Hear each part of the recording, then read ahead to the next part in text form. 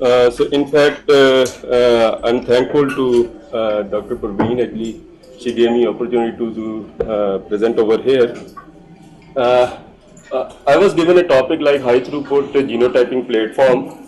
So in fact, I will not be discussing exactly what are high throughput genotyping platform, but I will be discussing like two main things which are actually main we are focusing on. Like one is actually the GBS genotyping by sequencing approach for high throughput genotyping. Again, it's not exactly genotyping; it's mining as well as genotyping, SNP mining as well as genotyping. And second is the SNP chip. Again, GPS little bit complex, but SNP chip again little bit very easy to understand. We are not actually dealing again with the construction of the SNP chips. How we construct actually the SNP chip. We are dealing with what we get actually from the SNP chips, what type of data we get, and how we have to use that data in the downstream analysis, right? Okay. To start with, so this will be very. If you recall all the marker technologies, so marker technologies evolved.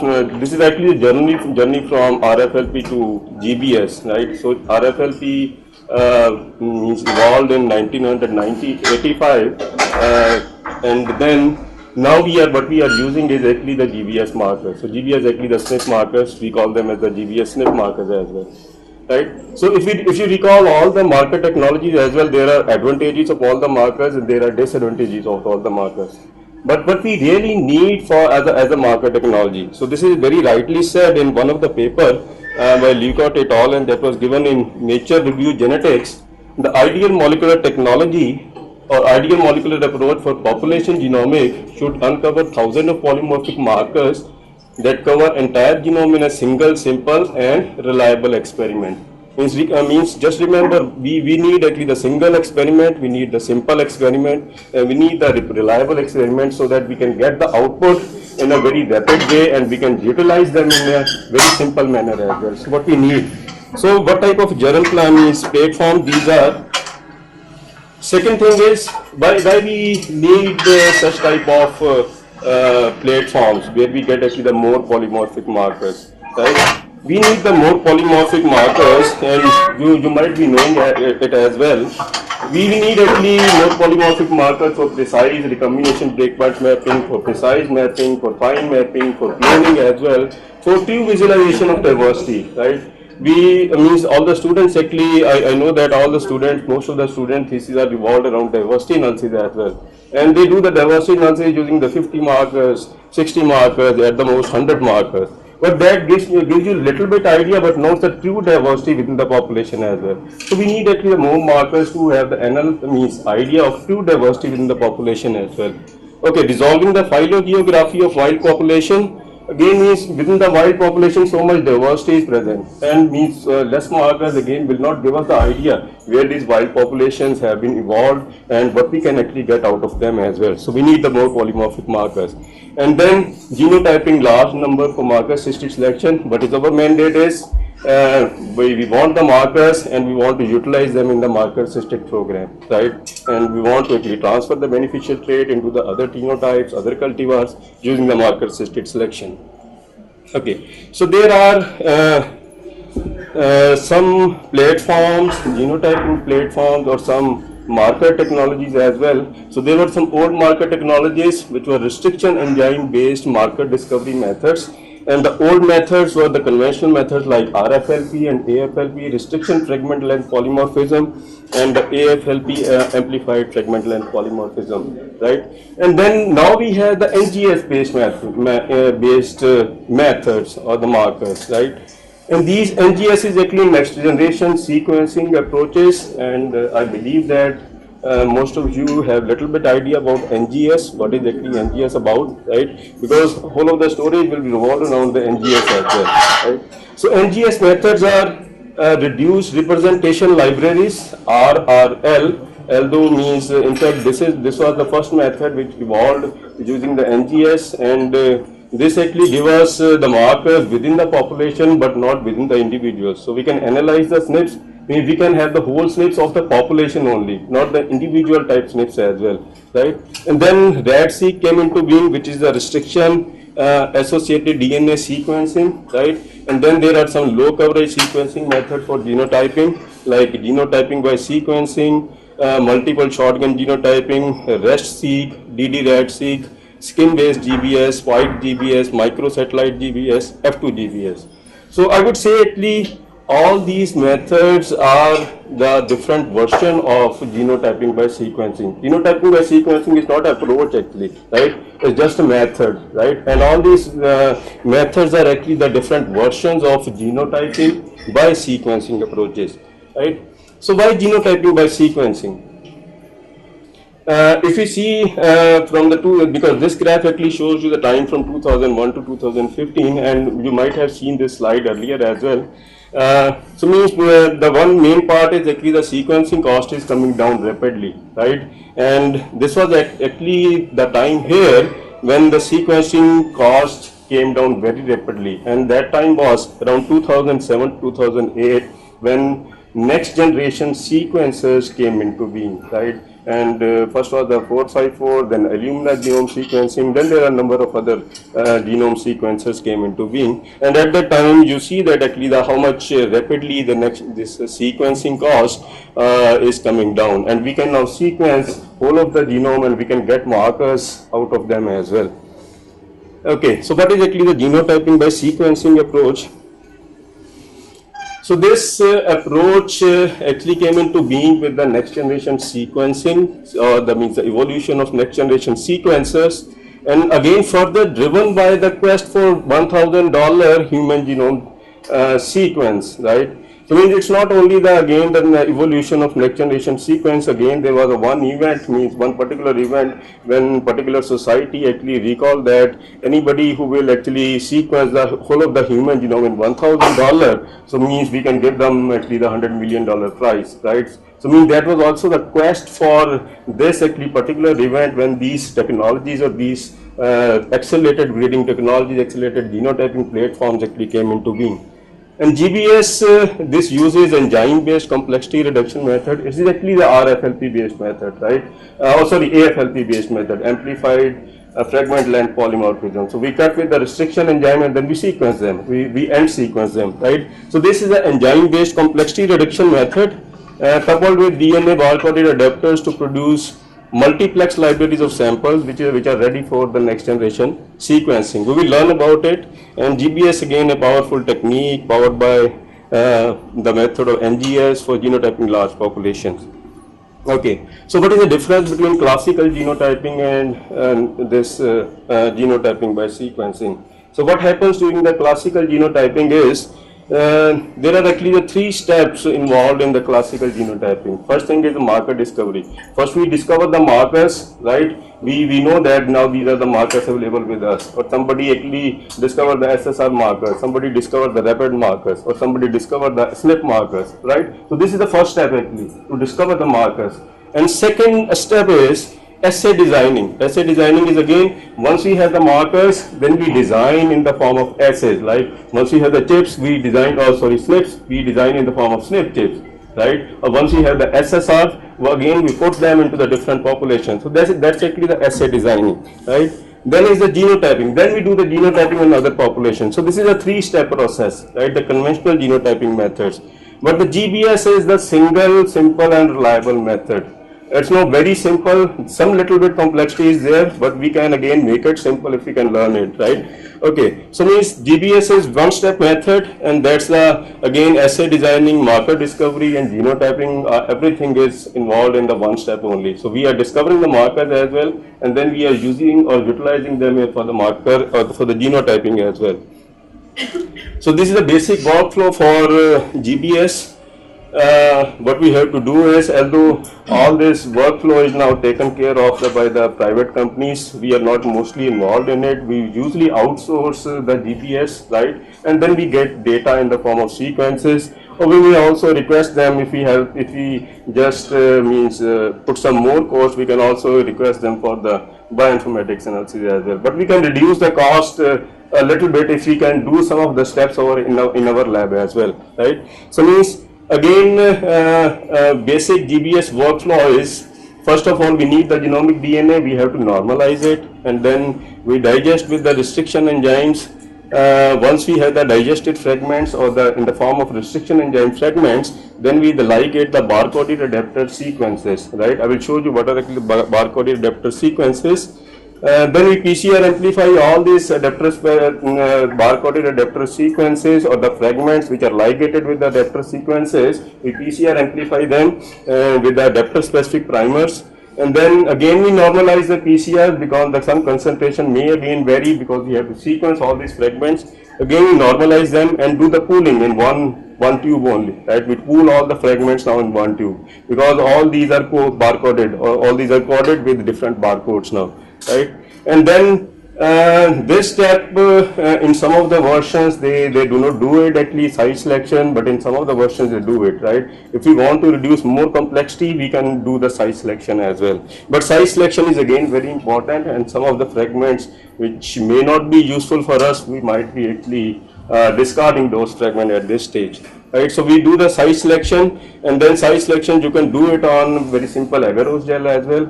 And then there are some specialized kits are also available, like MPure XP beads are also available. And then once we size select them and we have the pool of DNA in only one tube, then we sequence all these fragments on the NGS platform, right? And then here the concentration is also given, and we usually start with the 200 nanogram per sample, and here we see that the per sample there should be actually 30 nanogram, and what we need is very few actually concentration, very minute concentration, which is 2 nanomoles per microliter for sequencing. Okay, again very simple, again GBS workflow. Again, you need to quantify and normalize the DNA, restriction, ingestion, and digestion. Here I have taken an example of actually my PhD program where I use the restriction digestion with two restriction enzymes, HIN3 and MSP1, right? And then adapter ligation again I did in one plate. Means you can see actually how to proceed over here. You have the DPL plate over here, you put the DNA over here, right? And then you take some concentration out, 200 nanogram, and you put in the PCR tubes or PCR plates, and you do the restriction digestion with the restriction enzymes. Again, after restriction digestion, maybe for 1 hour, you put actually the adapters, right? And you put the ligation buffer. Keep it for 1 day, right, 24 hours, and you have the ligated adapters over there. And then you perform the PCRs. You know the adapters, you can design the adapter specific primers. You perform the PCR over here, and then this is an optional step to see that these steps you have done it correctly. Optional step means everything is now working at at the right scale now. Just to see means you can load very minute quantity on the gel as well, just to see that you get some smears over there, because smears just is representing that all the fragments have been digested, right? And you will get in the form of sphere over here, right? And then again you quantify, normalize PCR, put everything in the pooling tube, taking exact concentration from each well, right? And then you do the size selection, and then you go for sequencing, right? Once you go for sequencing, your all the fragments will be sequenced over here, right? And then what you need means you will get actually the raw data over here from the sequencers, but means there again customized scripts are present, which actually maybe these sequencer platforms have already designed, right? And you can extract those raw sequences in the form of FASTA-Q files, right? And I will let you know actually what are actually the FASTA-Q files. Again, then you separate the FASTA-Q files, all the files in the separate folders, which separate folders are actually the individual type folders in your population, because you know that every individual is tagged with the different barcodes now, right? And then you separate all the sequences with the barcodes, right? And then you have the individual folder where all the sequences of particular individual will be present over here. And then you have the individual reads, and then you go for the downstream data analysis, right?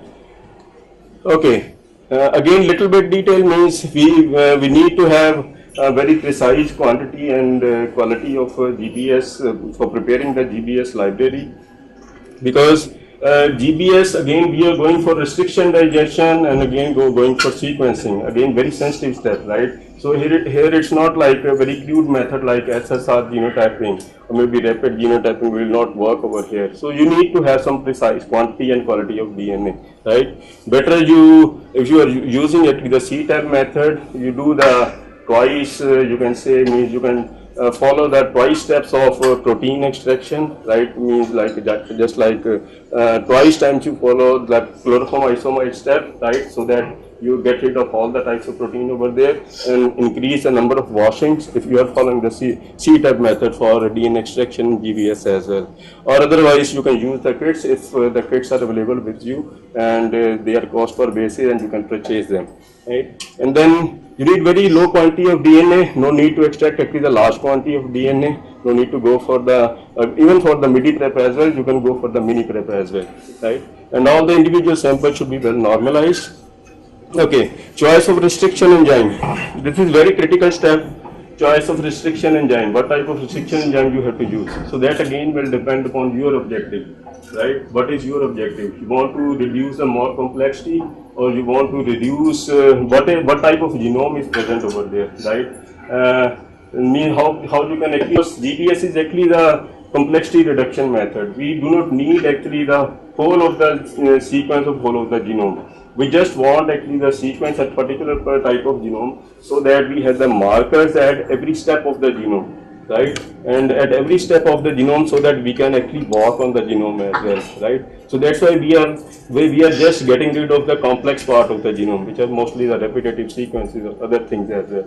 Although we are not removing all the types of repetitive sequencing in GPS, but means again the idea is we have to get rid of the complex genome, right? So means if you are just using the one enzyme marker, then one restriction enzyme only, then use actually the 5 base pair restriction enzyme, right? 5 base pair cutter. If you are using 4 base pair cutter, you know that after every 256 base pair the site will be present, right? And you will be getting actually very smaller fragments over there, and that will not actually represent the good amount of sequence in the form of fragments, right? If you are using one restriction enzyme, use 5 base pair cutter over here, then always the 2 enzyme strategy is always better. One is the frequent cutter, one is the rare cutter, again just similar like the AFLP sequencing or AFLP method. Okay, so what happens during the restriction digestion is, if you digest with the 2 types of fragments, you get actually the fragments where at each end there is the MSP1 site and then each end at the MD3 site, and then you will get the fragment where at the each end one restriction enzyme site will be present, at the other end other restriction enzyme site will be present. So what we are interested in is this type of fragments where at the one end you have the one restriction enzyme like MSP1 and the other end the other restriction enzyme site is present over there, right? Okay, so then next step is ligation of adapters. Okay, so once you have, these are actually the adapter sequences, and the red part here showing is the barcode sequences over here. So these are actually the barcode sequences, right, in all the adapter sequences. So these are the different barcodes over here. This is just like 5 base pair barcode which is present in the adapter itself, and these barcodes will be different from each and every individual, right? If you have if you have like 384 individuals, there could be 384 different barcodes as well.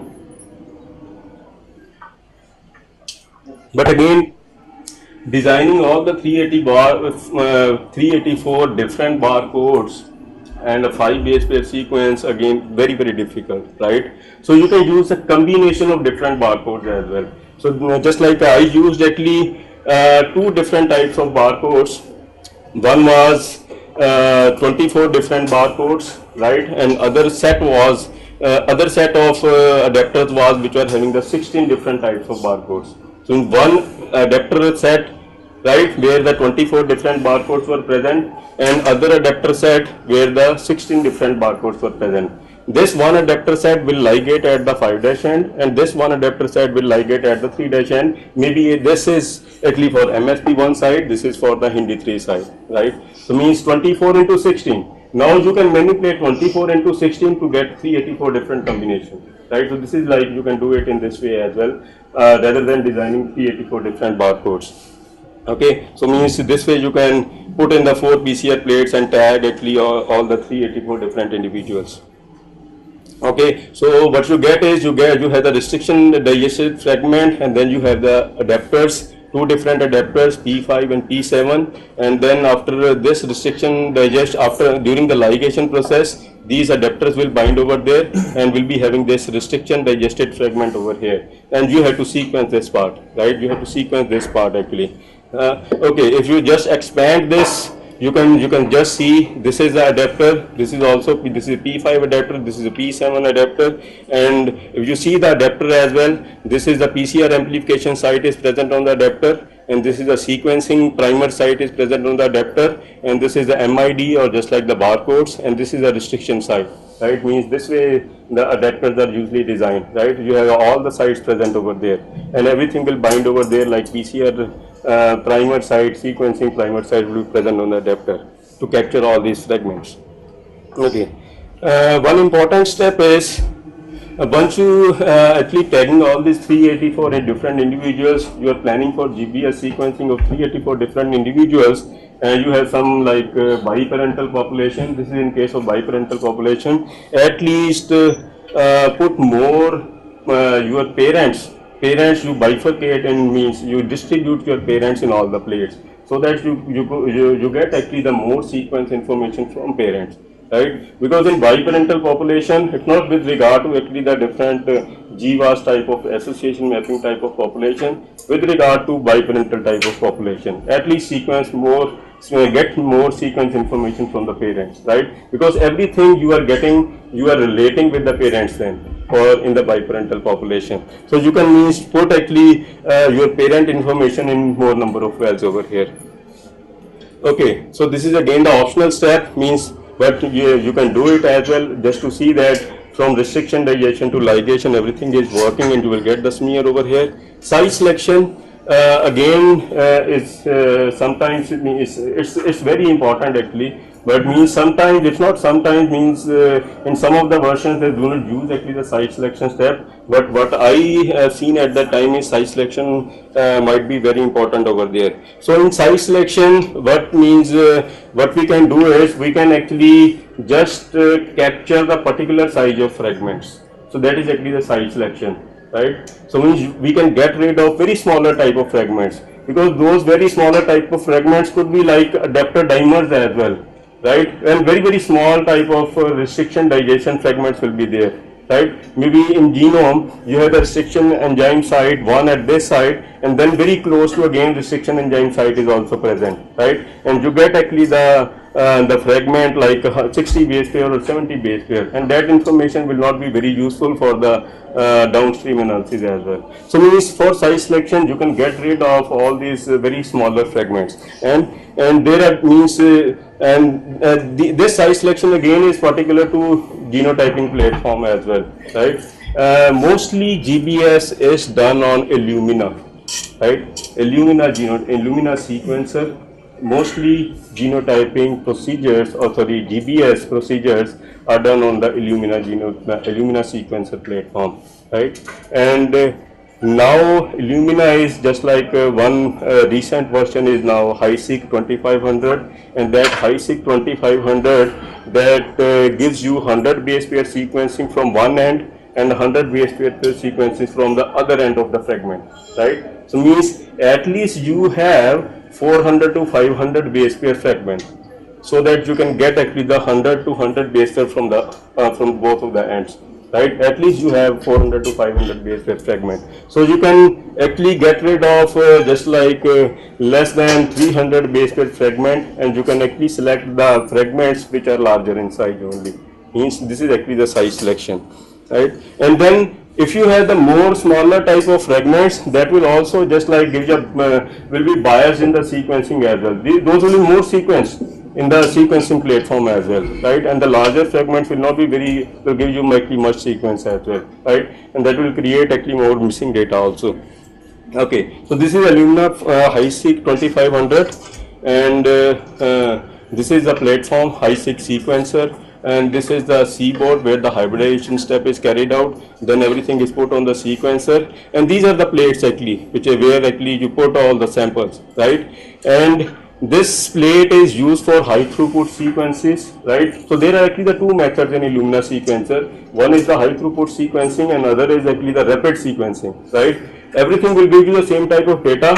In high throughput sequencing, actually you can sequence in 8 lanes in 8 different samples as well, right? And the high throughput there, so means this plate has the 8 lanes, 1, 2, 3, 4, 5, 6, 7 and 8 lanes are there. So in 8 lanes you can sequence actually the 8 different GBS libraries as well, right? Means usually it's not like you send a sample to the outsource as well, they are sequencing in one plate is very costly actually, right? So they actually get the different GBS library from different outsourcing agents and then they sequence actually in one plate, 8 different GBS library, right? And from one lane only you will get more missing data at that point, right? So that's actually to take care of whenever you outsource also, just ask them how many lanes will be you are using actually for the sequencing also, right? So you will sequence our product in how many lanes, right? In 1 lane, 2 lane or 3 lane also. Then other method in Illumina genome sequencing is this is the rapid method where only the 2 lanes are present in this plate, right? And this takes only 24 hours, right? Different plate is present, so here you can sequence only 2, right? Only 2 samples. It's little bit more costly as well, the rapid genome. In the 2 approaches are there which you can use for sequencing. Okay. One important thing is coverage. Although I don't know how many of you actually know about the coverage of the genome, right?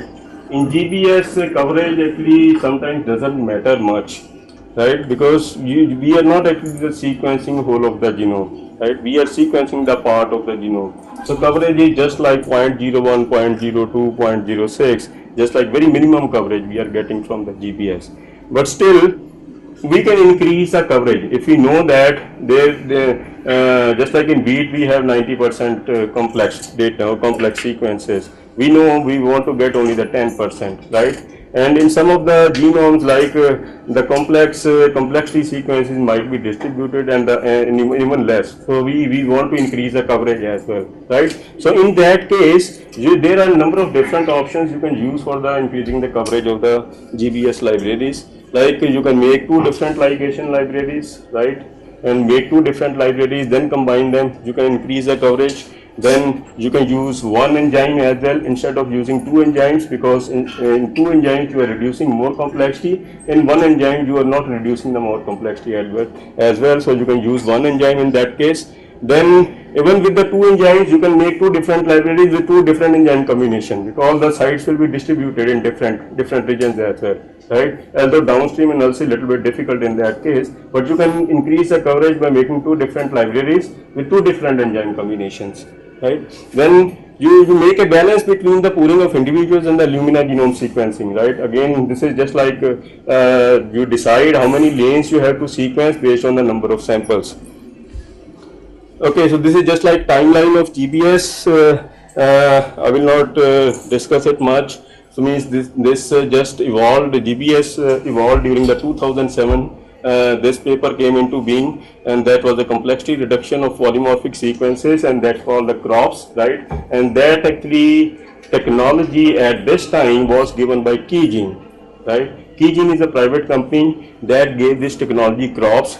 They used first time the barcodes to separate different individuals. So that's why Keygene is claiming that GBS is their patent technology, right? And before actually, now Keygene has got the permission as well, and they have got approval that this is their patent technology.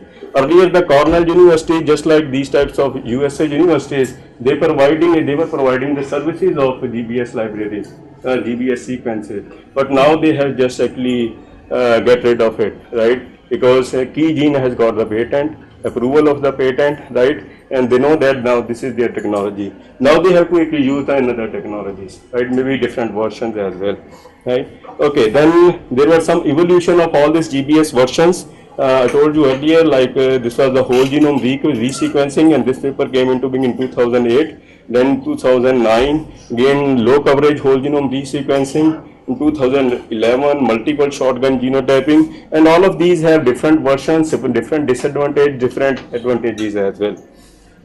GBS became more popular during with these two actually publications, 2011 and 2012, and both of these were Alisher et al. Right, and this GBS actually particular word again became more famous, right, with these two publications, right. And then after this GBS, this was the GBS 1 enzyme technology, this was the GBS 2 enzyme technology, and then in 2012 another very good technology came into being, which was the double digest rat sequencing, right, where actually they are using the precise selection to get rid of more complex sequences and to get actually the fragments at particular locus in the very parallel manner as well. Right, so that was actually the double digest rat genome sequencing. You can read it and then you can actually means able to understand it. What are the different these different technologies and where we can use them. Right, then REST-C came into being. Again, here we can actually we can use this technology in very smaller platform as well. And then there's the skim genotyping by sequencing, where we do the high coverage sequencing of parents, and then other population or individuals we can do it at low coverage, and then we can have some high quality SNPs also. Spiked GBS again suitable for marker assisted selection. Here they combined actually the amplicon sequencing with the reduced representation of the GBS technology, and this technology is actually more useful for the marker assisted selection. Okay, I'm going very rapidly, but again everything is just give you idea everything about, right. So means we also get very high quantity of missing data in the GBS, right, and the students or the persons who are working on GBS, they might be knowing it, and who are not working on, they may know it when they will work on GBS. So that's actually the exactly you can say the problem of GBS as well. So we get actually very high quantity of missing data in the GBS. What exactly is the missing data is, this is the reference genome, and we sequence all of our individuals, right, and suppose these are the 10 samples, and we sequence this fragment at this particular locus, and these fragments are particular sequenced at this particular locus, and these fragments in 10 samples are sequenced at this particular locus. But in at this actually we get all the sequence information in all the 10 samples at this particular locus in the genome, but at this locus we are not able to get the sequence information of this 4 and 5, maybe 4 over here, and then 7 over here, 9 over here. So this is actually the missing data. There are a number of reasons for actually the missing data over here. One is actually the balance between the lane as well as the number of individuals in the population. Second could be restriction digestion sites have been modified in the other individuals, right? So that you are not getting the fragments over there which have been sequenced, right? So there are a number of actually steps actually, or number of things actually which are responsible for this missing data. So this is exactly the missing data. So means this missing data will be just like dash. If you are just genotyping SSR individuals, you do not get the amplification, that is dash over there, right? So that's actually the missing data. But in GBS, sometimes we get actually the 60% missing data, 70% missing data as well, at the most 70%, right? But we need not to get worried about it. There are some methods also to just to deal with this type of missing data as well. Again, okay, what are these methods for dealing with the missing data, right? These missing data, number of different methods are there to deal with this type of missing data. Although means even the scientists or the scientific community who are actually dealing with extensively with the GBS data, they know that the missing data is there, and they are just saying that we need at least 30% genome, rest we can impute it, right? And we need only a 30% sequence information, rest we can impute it. And there are we have now actually got the very high quality imputation algorithms as well, right? So imputation is just like filling the missing data. So that's actually the imputation, right? But we cannot randomly fill this missing data. So we at least need to have some information to fill that missing data. And there are a number of different strategies to impute that missing data. Otherwise, we can, number of technical options are also there to reduce the missing data. You can reduce the multiple complexing level, again balance between the lane as well as the number of individuals, sequence same libraries multiple number of times, right? Molecular options, choose less frequently, cutting enzyme. But again, this is not a very good option over here. Okay, so there are a number of different imputation mechanism as well as algorithms available for filling the missing data or imputing the missing data as well, right? You can fill the missing data, fill with mean as well. I mean, there are number of different options, right? But this is not very particular with the sequence data. With phenotypic data, we usually fill them with the mean, right? That's actually the imputation, phenotypic imputation, right? So means there are different mechanisms or different methods for filling the missing data. One is fill with the mean, or second, fill with the major allele, right? Fill with the, if you have the haplotype information, exactly haplotype information in your particular crop, right? I know that some of you, most of you know about the haplotype. What is actually the haplotype, right? So then another method is stochastic imputation with the allele frequency. So you get the idea of what is actually the allele frequency throughout your population. Then you fill with respect to your allele frequency, right? KNN method is K nearest neighbor method, so it aligns actually the nearest neighbor means the similar type of sequences, then see where the information is present in the similar type of sequences, then fill them, right? So that's the K nearest neighbor method, right? And then very good method came into being is the Beagle, which is actually the graphical theory based method, right? And graphical theory, I don't know exactly what is actually the graphical theory, but most of the labs, most of the people are using Beagle as a imputation method, right? And they are getting very high means frequency of correct information as well with respect to the Beagle. And there are other number of much more methods are also available, and these are some imputation algorithms are available. You can freely download them. Impute is one, MAC is one, fastface is there, Beagle is there, K nearest neighbor imputations are there, and the scripts are available and you can easily download them. Even small type of manuals are also available. You can use them for imputation as well. It's not very difficult actually. If you just sit for 2 or 3 days or try to understand imputation, you can do the imputation also, right? Only thing is you have to sit actually, you have to concentrate, you have to read about the imputation. Okay, so before that everything was about the GBS in general, right? Now 2 or 3 slides about SNP chips, right? SNP chips, again the topic was high throughput SNP genotyping platform, which was assigned to me. SNP genotyping platform, so those are actually a different kind of thing rather than the GBS.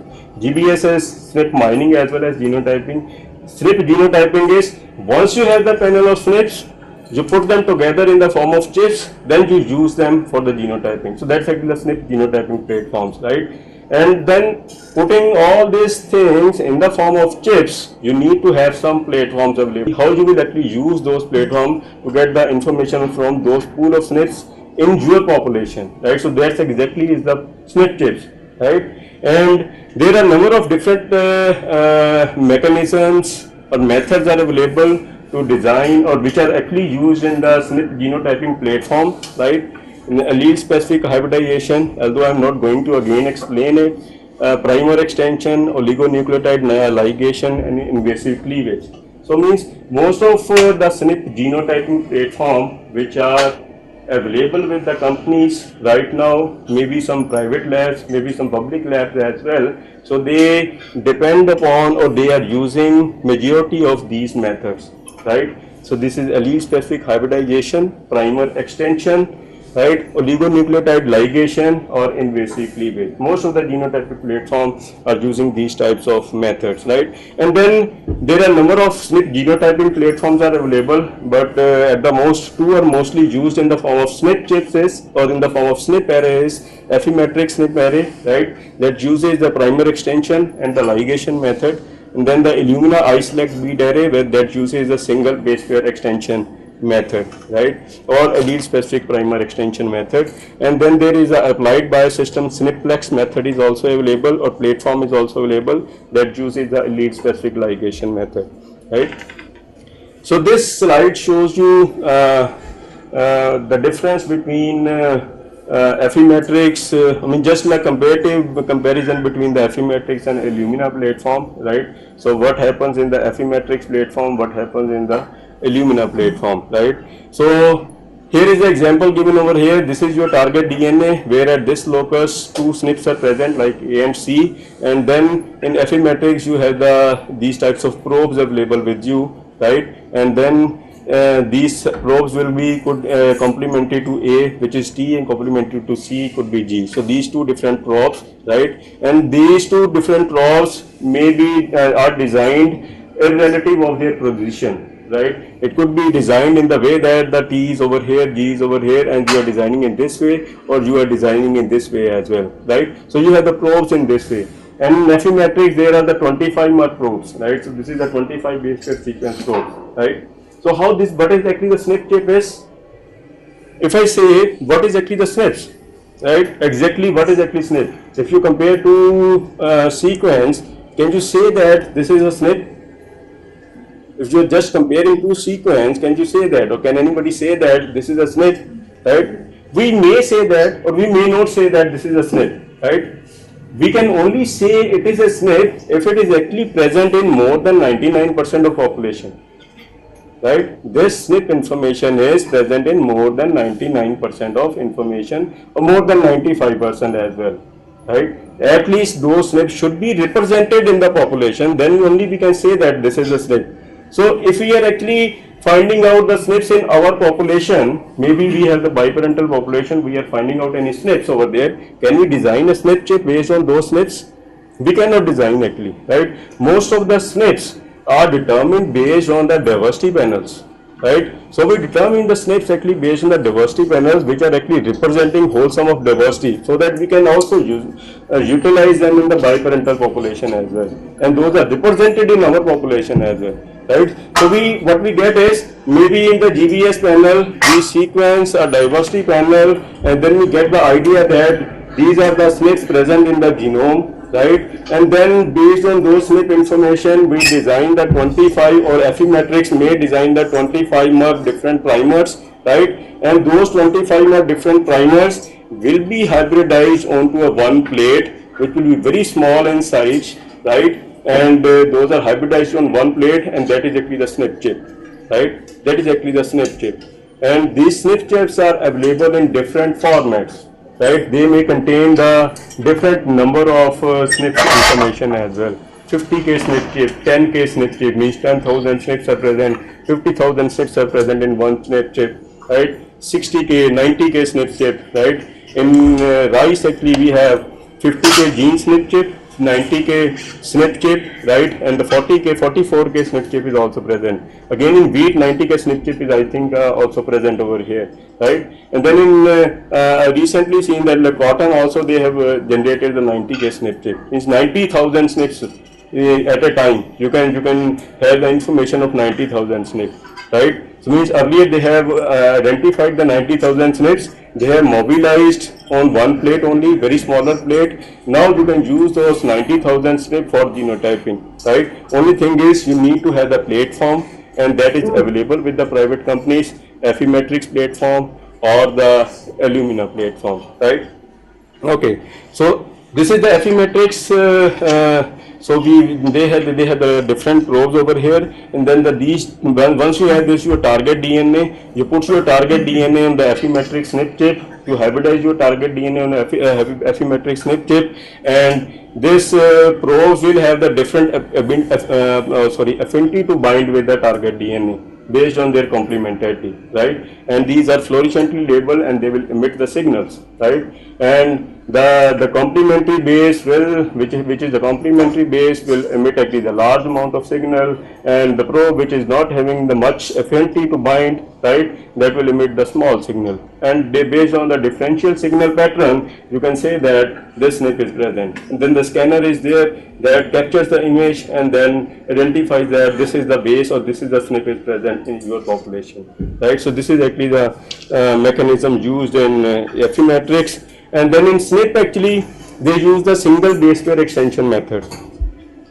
Okay, in single base pair extension method, you have this target DNA, probe.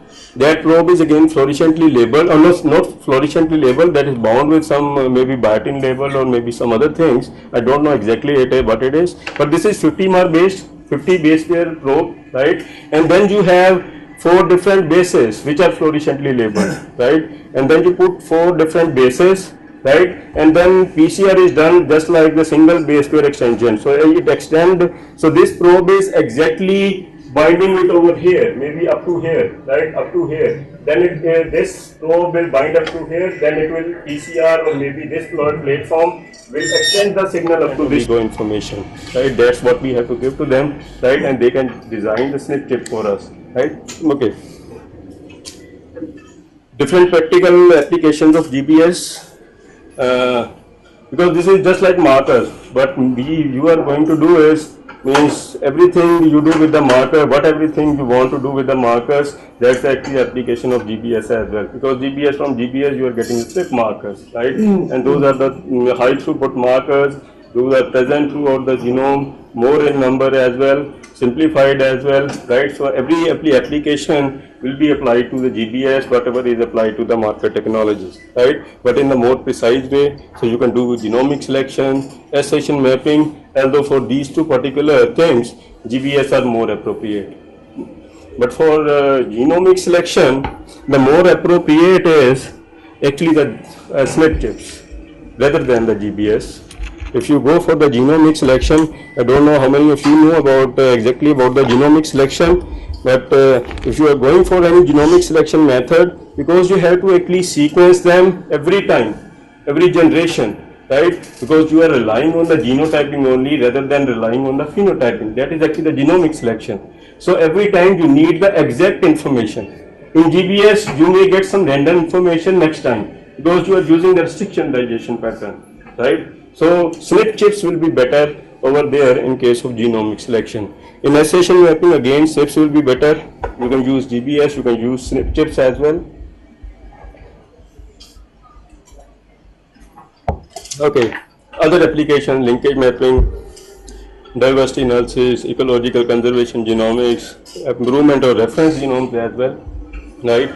And 9311 genome in rice have been improved using the GBS sequences. GBS technology. You can anchor order physical maps, marker discovery, mass. Okay, so this part is over. This was about to familiarize you about GPS. In silico means how we can actually practice the GBS in silico, how we can make the GBS library, what is the difference means, how what we want to know about the GBS as well, and a little bit about the SNP chip. Now I am moving to GBS data analysis, right? Because everything we need to know about the GBS data analysis, then in SNP chips what we are getting is actually the SNPs, right? From GBS data we have to mine the SNPs, right? We need to actually find out the SNPs. Okay, so again the basic workflow for GBS data analysis, you get the sequences from Illumina. I am just again focusing on Illumina over here, although again I told you like GBS is mostly done on Illumina, and Illumina is worldwide, and that is very simple and reliable actually sequencer which is being used worldwide, right? Illumina sequencing, and then once you have the sequences, then you want to actually align those sequences so that you get those sequences in order, right? You do not know actually the order of those sequences. You have the fragment sequence now. Maybe in your one folder, like what particular individual number 1, you have all the whole of the sequence information in one folder for individual 1. Then the other folder will be having for individual 2 whole of the sequence information in the fast active format, and then in individual 3 whole of the sequence information. So what the first step is to align all these sequences to the reference genome so that we can order them. Right, we have to make it in the form of ordered form. Right, so we have to align them if the reference genome sequence is present. If it is not present, then we can use some other methods as well. Right, now means in most of the cases, most of the cross reference genome sequence is available. Okay, then next is once we align them, then now we know that everything is in order. Then now we can see that where is the variation present with respect to the reference genome, right? So we align the parents, we align your biparental population, or maybe you align your diversity panel with respect to reference genome. Now you see that where the variation is present at a particular locus, right? So that will be your SNP, right? And that SNP again you can only find, not you can visualize, because those will be just like millions, right? 1 million or 2 million, 0.2 million, 3 million SNPs. So you can not easily visualize it, right? You cannot easily see it one by one. You need to have the help of the software. You need to have the help of the algorithms, right? Okay, you go for SNP calling, and then next variation you can identify is indels. Right, insertion and deletions, you can also use them as a markers. So this is the next information. You can go for indel calling, right, and different algorithms are there. And then this is again very important, SNP filtration. Whatever you get from here, from SNP, from indel, that is not entirely what you want to rely upon, right? You have to filter them. You have to filter those SNPs to get actually, you can say, the true type of data, so that it is very much reliable, and you can now use it for downstream analysis, maybe for association mapping, maybe for linkage mapping, maybe for other purposes, or diversity analysis. So you have to actually find the true or reliable SNPs, actually I want to say over here. Okay, then you can use them for genotyping once you have the filter type of SNPs. Different pipelines are available for GBS data analysis. Because the data analysis is a little bit more complex over here. You get the sequence information, right, and they are in the form of short reads only, right, R1 or maybe different reads like R1 reads and R2 reads, right, and then you have to align them and SNP call them. Means different pipelines, but these pipelines are actually assemblage of different softwares. Alignment softwares, SNP calling softwares, and maybe some few of the filtering softwares as well, right? So this is actually the pipeline. They are assemblage of different scripts or maybe different algorithms, right? So these are actually the pipelines, and these pipelines are just like TESL or unique. TESL you can use when the reference genome sequence is present, and unique you can use if the reference genome sequence is not present. And these are some of the characteristics of all these pipelines have been given, right? Then stacks is also available, IGST, GBS, TESL 5 is now available rather than TESL 3. You have the PyRAD, and then AFTR-RAD, GBS SNP crop. This is again the new one, came in 2016. And this GIB-PS, NGSEP, Fast GBS, IPyRAD, TESL 5, right? So these are the different pipelines are also available, right? And you can use them entirely. Means only thing is you need to understand what are these pipelines. What are these contains? Means don't entirely actually use these pipelines very blankly. Just see what different types of algorithms they just are actually containing in the different pipelines, right? Sometimes the alignment or SNP calling software may not be reliable with respect to your crop as well, right? So means for GBS data analysis, you have to little bit rely on these. You have to little bit study about these algorithms also, right? Sometimes means I have seen that now most of the companies from where we outsource actually the GBS technology, they do the bioinformatic analysis as well. They give us the data in the form of SNPs, right? We can rely them as well, but sometimes I will prefer that if we can do or if we can mine the SNPs at our place, right?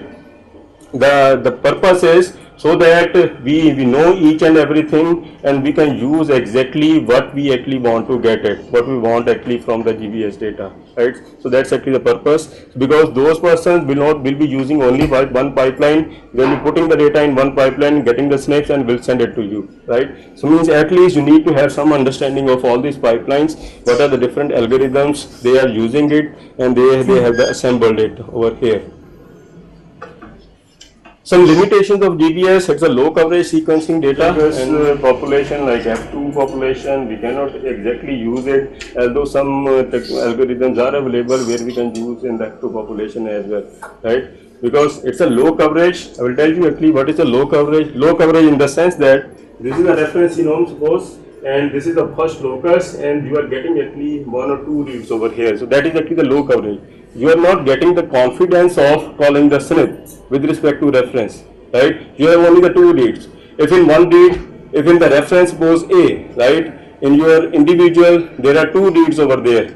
In one read this is actually T, in another read it is actually C. So it must be heterozygous, right? But we cannot say it confidently that this is heterozygous based on 2 reads only, because second read, which is actually C, might be sequencing error as well. at least we need to have some depth of reads to say it confidently that this is heterozygous, right? So means, but again, because GBS is low coverage sequencing, we want to reduce the cost as well. We are not making doing the sequencing at high coverage, so that's why means we are not preferring again the heterozygous population over here. Okay, missing data is again one limitation. Data analysis is the limitation. We need to understand what type of means what we have to use it over here. We need to understand the bioinformatics part over here. Then maintenance and storage of huge data again very problem means we have just started actually doing the GBS over here, right? We have started GBS and maybe if you will start as well. When I started actually GBS in the Rodman lab at USA, when I compiled all the data and I was coming back, I was having the 1 TB data, and that was just actually consuming whole of my hard disk, right? So means again the storage of data is again very problem. If you are just means putting all the data everywhere, right? So you need to have some big storage capacity as well to store all the type of GBS data. You cannot actually again throw it as well. Okay, ready to use algorithm for data analysis, again little bit problem over here, because again so many pipelines are over there, but sometimes again difficult to understand all these pipelines. We need to have some graphical type of data analysis platform. Just like we click it over there, you put the sequence, you click, right, and open the folder, download, upload the sequence, and everything is done. So this type of platform we need actually, right, for the at least for the plan bidding student, or maybe from the molecular bidders who are not very much familiar with the bioinformatics part, right? Okay. What are the prerequisites for the data analysis? We need to have understanding of Linux, right? Maybe Dr. Yadav also know that we cannot actually do the data analysis on the Windows platform because the data is too much and Windows will not be very capable of handling all the data type. At least we need to have understanding of Linux terminal and the basic, at least how we can use easily the Linux terminal as well. We need to know it because in some of the filtering steps also we need to use those Linux terminal for filtration of those snips, right? We need to have some knowledge of, and that is actually the strongly recommended, right? We need to have some knowledge of languages, maybe Perl, awk and grep, although it's a medium recommended in the sense that if you know your data very well and you know that I need to now filter these steps, or maybe I need to fill these things as well, right? Or maybe I need to cut these sequences, or maybe need to cut all these things. You can ask them hardcore bioinformatician, right, to design a very small script for you, right? So that's like no need to understand very part of the Perl script or maybe very part of the R script, but at least you have some idea means what are these scripts. Means some of these scripts, R script, Perl script, grep scripts, they are available, right? And you can easily read them and use them as well. But at least you need to have some idea how we can use them. But if you have to design it, you can ask actually the bioinformatician to design very small scripts for you. Okay, for downstream analysis, you need to have understanding of R, right? R, I think everybody knows it. What is actually R? Statistical platform, and no need to actually means you need to actually learn about the specialized package of R, right? Whatever actually useful for you, at least to how to run R, how to import the files, how to open the file, how to actually export the file as well, these types of things. Then you can easily learn the different packages as well for the R, right? Okay. Very first thing is, once you get the data in the you get the data in the form of FASTA files. Once you pass them in the form of barcodes, right? And you have the folder, individual folders. In the individual folders, everything will be in the form of FASTA files. And this is actually the format of FASTA files. In FASTA format, there are exactly the 4 lines, right? This is the first line, this is the second line, this is the third line, this is the fourth line, right? What is these 4 lines are?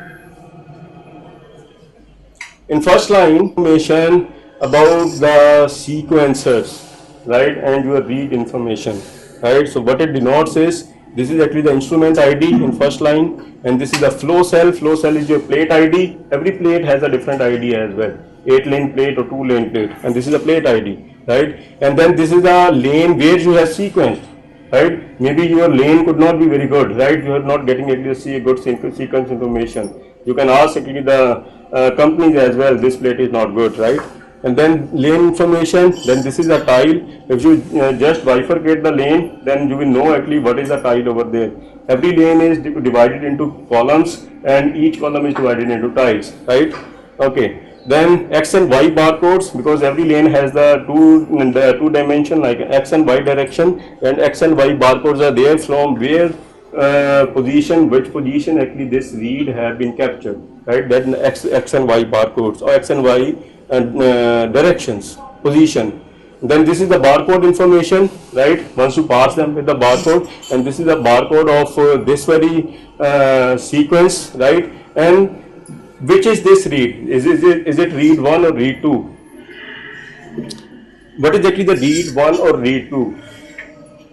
Okay. Usually we in Illumina genome sequencing, we go for the pair end sequence, right? There is one single end sequencing, pair end sequencing. In very simple term is, if you sequence only one end, that is the single end sequencing. If you sequence both the ends of the fragment, right, that's the pair end sequencing. In pair end sequencing, you are getting, actually in Illumina we use the pair end sequencing. In pair end sequencing, from one end you are getting 100 base pair information, and from other end also you are getting 100 base pair information, right? And that at one end will be the read 1 and other end will be the read 2 of that fragment, right? So that's actually the read 1 and read 2, right? So this is the read 1. Okay, second line represents the sequence, right? So this is the sequence where n will be there. It means there the sequence is not very good and it's just like a blank over there, no sequence information is there, right? Otherwise this is a sequence information.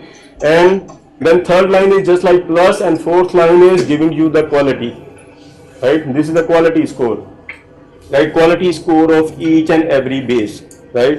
And suppose I find a SNP in this particular sequence. When I align them, I snip call them, I find the SNP, and then in downstream analysis I see that this SNP is highly associated with my particular trait of interest, right? Then I can come back, right? I can see the quality of that SNP as well, whether the quality of SNP is good, right? If it is not good, maybe this SNP might be error as well. So I need to come back to see the quality of SNPs also, right? And this is the quality of SNP. This is in the form of alphabets, but these alphabets are just written to reduce the space, right? Otherwise, this is in the form of numeric, right? And these numerics are just like log 10 of value of probability, right? Okay, for example, an error probability of 0.001 del so -3 is represented as a quality score of 30, right? And then these numbers are converted into text characters. Maybe 30 might be converted into B, or 40 might be converted into other sequence. I don't know exactly it means because the capital letters might be for the higher quality sequence and small letters maybe for the lower quality sequence, but each character has a different quality score, right? And every symbol also has a different quality score, right? So you can come back and see at that position what is the quality of that SNP as well. Okay, again custom line. Line there means there are some pipelines available. I told you, you can use some custom lines as well. Custom means you can use some individual softwares as well for the data analysis. Individual softwares in the terms that I am just telling you over here. Maybe again right now like 10-12 slides will be on using how we can use an individual or custom based algorithm to mine all the SNPs and filter all the SNPs as well, right? So means what I use at that time is BWA and BOTI. I use actually the BWA for reference genome alignment of sequence to the reference genome. That's the BWA algorithm. Then for processing the alignment, I use actually the SAM tools and GATK, two different SAM tools and GATK. And for indel callings, I use SAM tools as well as the dindel, right? Two algorithms. So why I used actually two algorithms over at that time? Because every algorithm will give you actually the SNPs, right? But some of the SNPs might be different with respect to algorithm.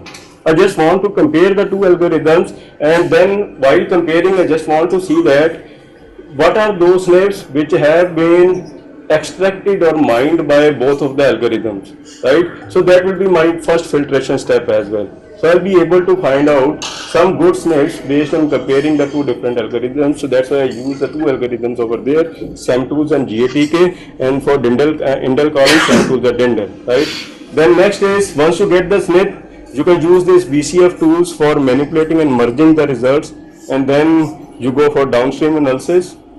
Okay, sequence alignment.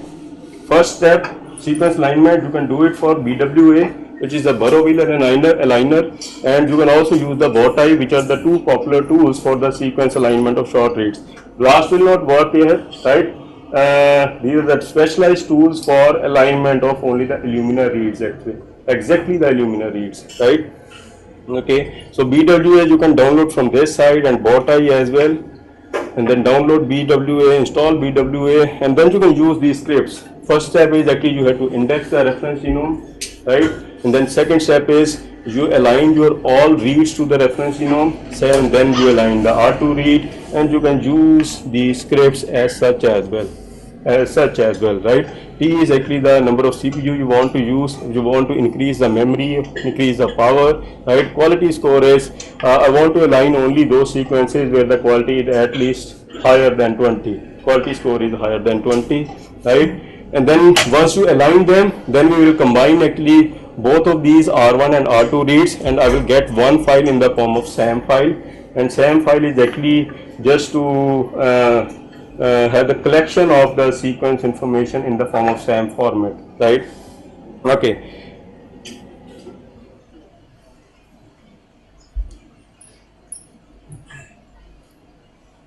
Right.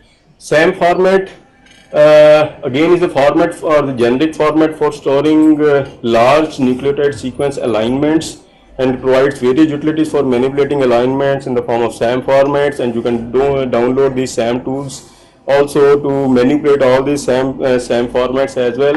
Again, download and install these SAM tools from this very site, right? And first step is again index the reference genome, convert the SAM file into BAM files, sort the BAM files, index the BAM files, right?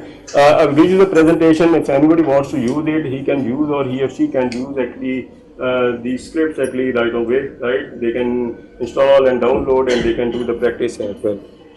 Right. So once you do the alignment in the SAM format, your alignment file is there, and you convert the alignment file into the BAM format, which is just like a compressed file, right? SAM format is very heavy file, right? But BAM format is just like a compressed file, right? And you have the SAM tools actually where the utilities are present to convert into a BAM file, right?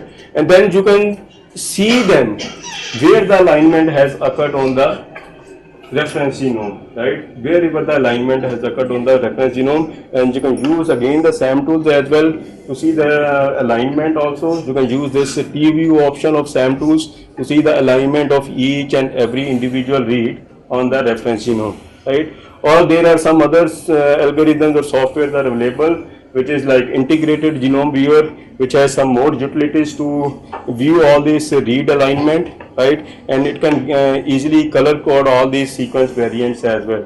And it will give you actually all the read alignment, view of all the read alignments as well as the sequence variations, right?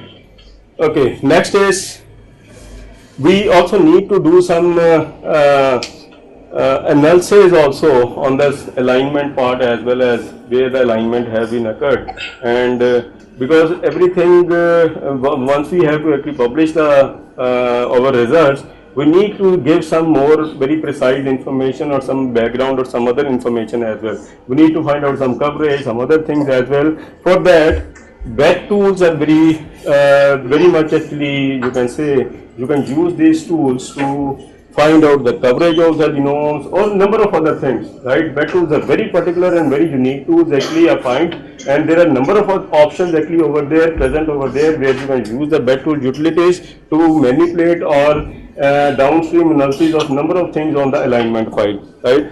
And from batch tools, if you want to know the coverage of your GBS sequence data set, right, and you can use this script, right? You have the bed tools installed over there, then you can use this genome coverage bed option to know the coverage of the genome sequence or GBS sequences, right? Once you get actually the coverage with that script, it will give you actually in the form of tabular format, right? And that's actually the coverage where the zero number of reads are present. These many number of bases will be present where the zero reads are there, and these many total sites are in the genome. This is the total sites per particular chromosome, and this will give you chromosome wise, right? So chromosome 1, chromosome 2, chromosome 3, and SAM tools again actually it's aligns everything chromosome wise, right? And then where the one read is present, these many sites are there, these many base pairs are there, where the two reads are present, leave depth actually two reads are present, these many sites are there. So that actually will define the coverage of the genome in a little bit sense as well. And based on the allele depth, it will give you each and everything, right? And you can easily visualize also that from minimum to maximum how many allele depth or the read depth are also present at a particular site. Maybe at a particular locus, this is the locus, and how many actually reads are present at a particular locus, right? This is actually the allele depth, right? Okay. For SNP or indel calling using SAM tools, you can also use SAM tools for the SNP calling, right? You have to use this mpileup command, right, for using the this SNP calling, and this is the multiple SNP calling, means it's called the SNPs actually by taking all the samples at once, right? mpileup command, and then you have to use some other scripts actually to convert into the VCF format, which is the variant calling format, which is the format where all the SNP information will be stored, right? And SAM tools actually gives you SNP chromosome wise. Then you have to merge all these VCF formats into one format to have the SNP information of all the chromosomes, right? For that you can use actually the VCF tools. Okay, second is GATK, again for the SNP calling format, and you can use this. This is the Broad Institute algorithm developed by the Broad Institute, and this is again a very good algorithm or software for calling the SNPs, right? And along with that, you need to also know about the Picard software also, because that also uses little bit information from the Picard, right? And that's how it actually calls the SNP from the multiple samples, and from multiple, because it's called the SNPs by taking all the multiple samples at one time, that's also give it confidence to say that this is actually exactly the SNP at a particular locus, right? Okay, these are the scripts actually I have written over there. You can use these scripts actually. This is a Java based algorithm. You need to install the Java, you need to have the particular version of Java installed over there, right? And these are the different steps to mine the SNPs or call the SNPs using GATK. First is replace the name of the reads, mark duplicates. Again, this command is very tricky.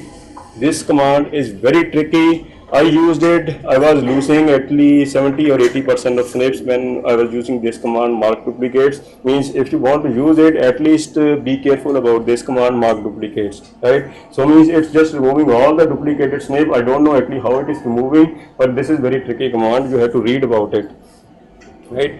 Okay, next is index BAM files, realign BAM files using index, and that's again a very good option of GATK, right? Because once you are aligning using the BWA or BOTI your sequence to the reference genome, because but GATK actually correct those alignment using this option, which is the realign reads using index around the index, because around the index reads may not align it properly. It will not find it complementary side around the reads, right? So this option will actually correctly align the reads around the, at least around the index, right? And it will give you the exact SNP positions, whether that SNP is exactly present over there or not. If the reads are not aligned correctly, everything will be a SNP, right? Everything will be a SNP at that time then.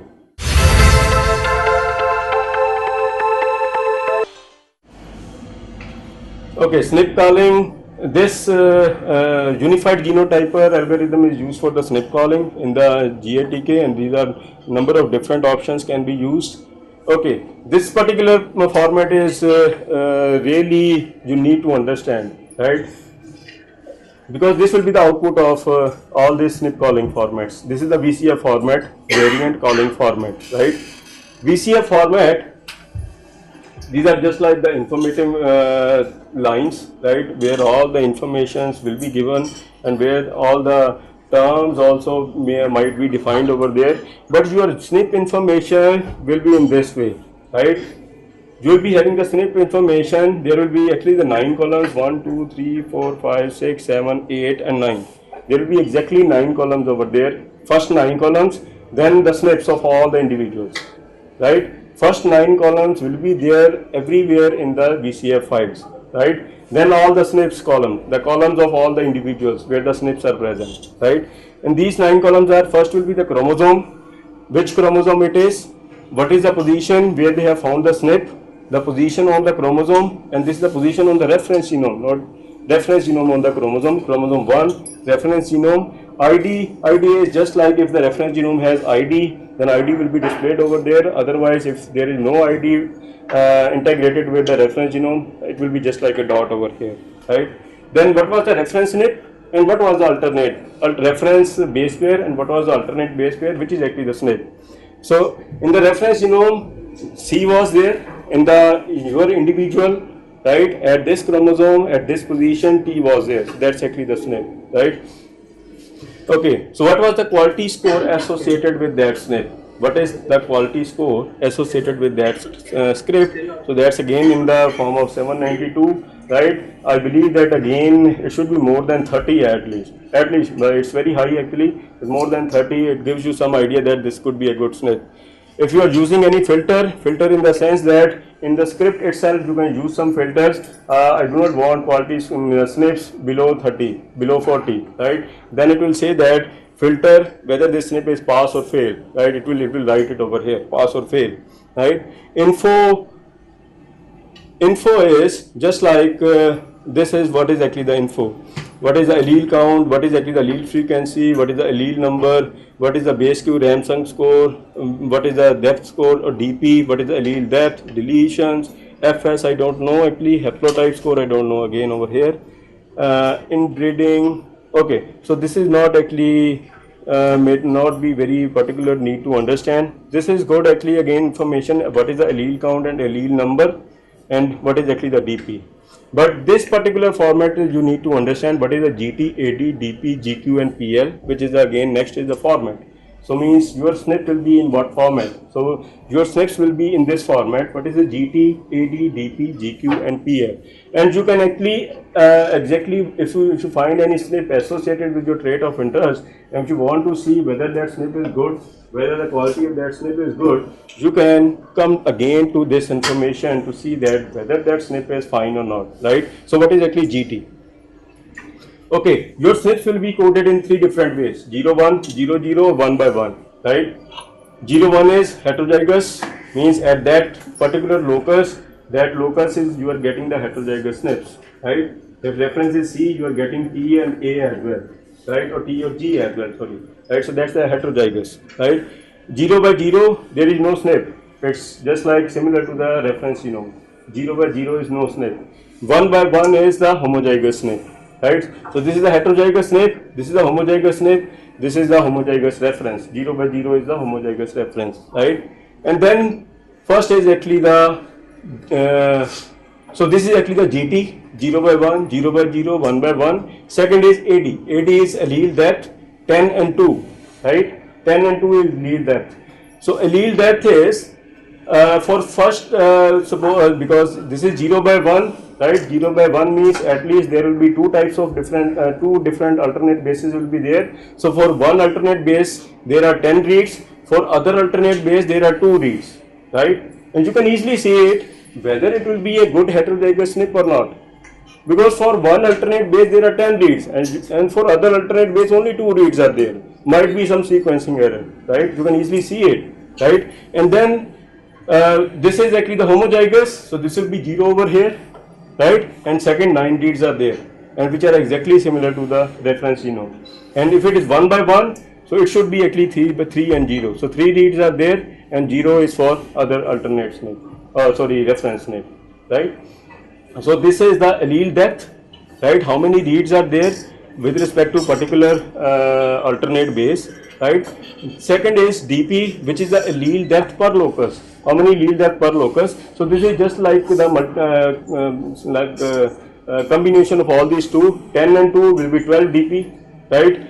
0 and 9 will be 9 DP, and right, and 3 and 0 will be 3 DP. So DP is means overall how many reads are present at a particular locus to say that it is a SNP, right? GQ is again the genotype quality, whether whatever genotypes have been defined over here, if the algorithm has defined 0 by 1 as a genotype, which is a heterozygous genotype, how we can say that this genotype is good? So defining this genotype is good, right? This algorithm is defining the genotype based on 10 reads of reference genome, 2 reads of alternate base pair, right? So means there are not like 10 and 10 means, so means this genotype quality may not be very good at this stage to define that this could be a heterozygous genotype, right? So this is just like likelihood of calculating whether that genotype is better or not, right? If it is 0 by 1, then the algorithm will calculate likelihood of 0 by 1 divided by 0 by 0 plus likelihood of 0 by 1 divided by 1 by 1, right? So this is just like the likelihood score, right? So this is the GQ, and from GQ again you can see that whether defining this genotype could be good or not, right? So these are associated quality scores. PL is again likelihood of saying that it could be 0 by 1, it could be 0 by 0, it could be 1 by 1, right? So this is all the likelihoods, right? So here like saying that likelihood of 0 by 1 should be 31, for 0 by 0 should be 0, and 1 by 1 could be actually the 325, right? So means because 10 reads are there for alternate, so means it's saying that for 1 by 1 should be more likelihood, right? But I am finding actually 2 reads, 2 different alternate bases, I could say only this is the heterozygous, right? But the likelihood of getting 1 by 1 will be more, right? So means you can come over here back and just see whether that SNP is perfect or not, whether which is actually associated with the trait of interest, right? Please explain the one which indicates SNP is absent. Okay, 90 is, so first is actually your reference, which is similar to reference. Second is which is alternate, right? If I say this is the reference and that particular locus in the reference was C, right? And I am getting actually the 9 reads where the reference SNP is C, means where at that position I am finding the C, but I am not getting any other read where it is 0 or where it is other alternate, right? So, can you explain GQ again? GQ is again defining that this particular quality score associated with this particular genotype. Genotype, now we are saying the genotype. This genotype is 0 by 1, right? 0 by 1 is heterozygous. So can we, what is the likelihood score that we can exactly say that this should be heterozygous? This should be 0 by 1, right? So this is again, I don't know how to calculate it, but I know the formula. How to do actually likelihood calculations, but the algorithms do it, right? I only know the formula, how they are calculating it, right? Okay, for indel callings, SAM tools also do the indel calling. If you do SNP calling with respect to SAM tools, it gives you SNP for SNPs as well as indels, right? Gives you both the things, SNPs as well as indels. But indels using the SAM tools will not be very perfect, right? So that's why we have to go to other softwares, because the false positive rate and false negative rates will be more in the SAM tools. I will also actually tell you like advise you like just read about what is false negative and what is actually the false positives, right? Dindels. So dindels are actually used for indel calling, right? Again, you can download these dindels from here, and then you can use these scripts for the dindel calling, and you will be able to find out where the indels are exactly present with respect to your sequence information or GBS information with respect to the reference genome, right? Okay. Last part is actually the VCF tools. Once you get all these SNP calling format in the form of VCF files, you need to have some analysis. You need to do some analysis right? To just to extract some good information out of that, and then you can use actually the VCF tools for that, and that's actually the program package designed for working with only the VCF files, and you can use or download them from here.